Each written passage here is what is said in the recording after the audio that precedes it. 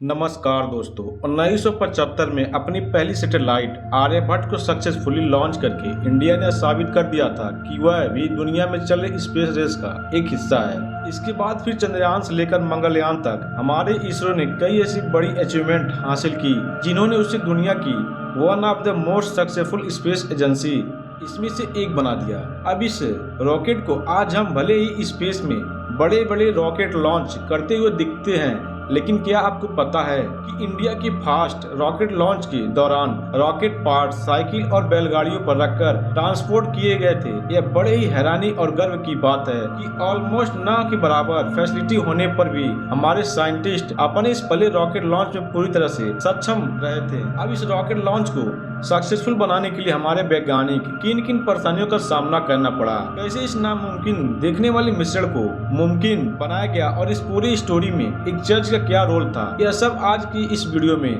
हम आपको पूरा डिटेल में बताएंगे।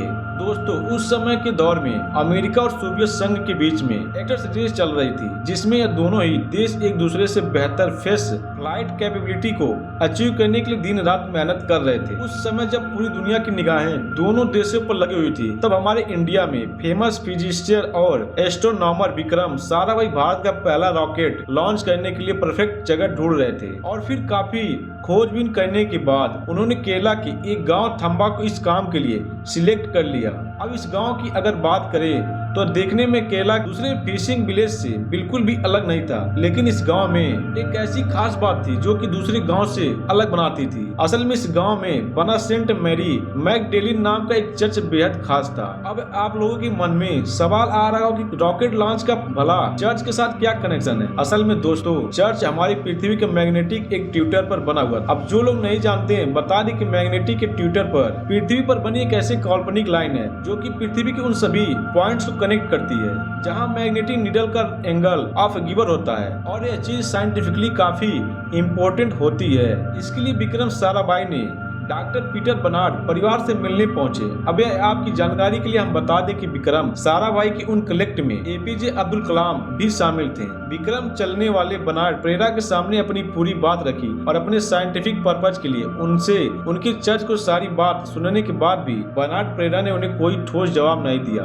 और उन्हें अगले संडे चर्च में होने वाली मीटिंग के लिए इन्वाइट करके इस डिस्कशन को खत्म कर दिया और उन्हें अगले संडे चर्च में होने वाले मीटिंग के लिए इनवाइट कर दिया, डिस्कशन को खत्म कर दिया। इसके बाद संडे के दिन जब विक्रम सर अपने मीटिंग अटेंड करने के लिए चर्च में पहुंचे तो वहाँ पर प्रेरणा ने अपने धार्मिक उपदेश के दौरान इस पूरे मामले को चर्च में मौजूद सभी लोगों के सामने रख दिया। डॉक्टर एपीजे अब्दुल कलाम अपनी किताब इग्नाइटेड माइंड में इस पूरे इंसिडेंट को बड़ी खूबसूरती से डिस्क्राइब किए हैं कि इस बुक के अकॉर्डिंग बर्नार्ड प्रेरणा ने चर्च में खड़े होकर यहाँ कहा कि मेरे बच्चे मेरे साथ ये फेमस साइंटिस्ट जो स्पेस साइंस और रिसर्च के काम के लिए इस चर्च और मेरे रहने की जगह को लेना चाहते हैं। साइंस हम इंसान के लाइफ को बेहतर बनाने वाले सच की खोज करना चाहते हैं। बच्चों के यहाँ मिलने के इनके साइंटिफिक मिशन के लिए गॉड यह पवित्र घर दे सकते हैं। प्रेरा की यह बात सुनकर पूरे माहौल में सन्नाटा छा गया। प्रेरा इस बात को इस तरह से पब्लिक में ही अनाउंस कर देंगे,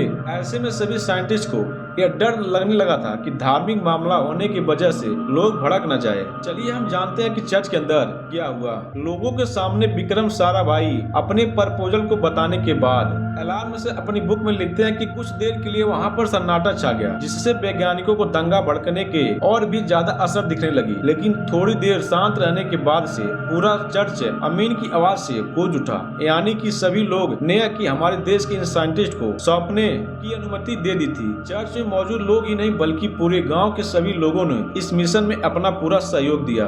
दरअसल यह परमिशन मिलता है सबसे पहले जरूरी पेपर वर्क निपटाए गए और फिर सिर्फ 100 दिन के अंदर ही सभी गांव वालों के पास एक ही नए गांव में एक ही तरह के सबको घर और एक चर्च बनवाया गया। गार्डन में इंडिया का पहला व्हाइट लॉन्चर बनाया गया और इस तरह से सेंट मैरी मैगडेलिन के नाम से जाने जाने वाला चर्च अब थैम back to real rocket launching station बन गया। कल आंसर की बुक के अकॉर्डिंग विक्रम सर और उनके साथी वैज्ञानिक ने चर्च के प्रेयर रूम को लेबोरेटरी, विश्व के रूम को ड्राइंग ऑफिस और गायों के रहने वाली जगह यानी कैंटल शेड को स्टोरेज हाउस में बदल दिया। इस तरह से बेहद कम फीडिंग ऑलमोस्ट न के बराबर फैसिलिटी होने के बाद रॉकेट लॉन्च की तैयारी शुरू कर दिया।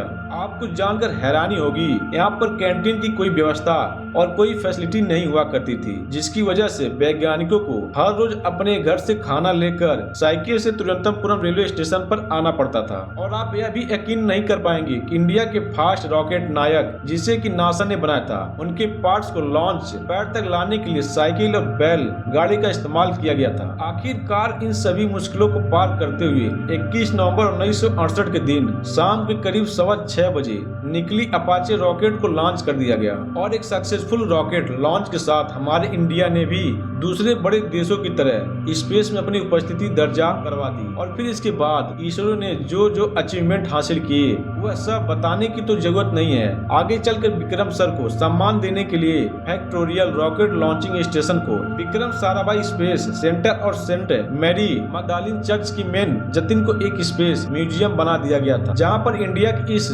फर्स्ट रॉकेट लॉन्च की इंस्पायरिंग स्टोरी का अनुभव किया जा सकता है। अगर ये सब नॉलेज अच्छा लगा हो तो वीडियो को लाइक करके चैनल को सब्सक्राइब जरूर करिएगा। फिर मिलेंगे नेक्स्ट वीडियो में। जी धन्यवाद।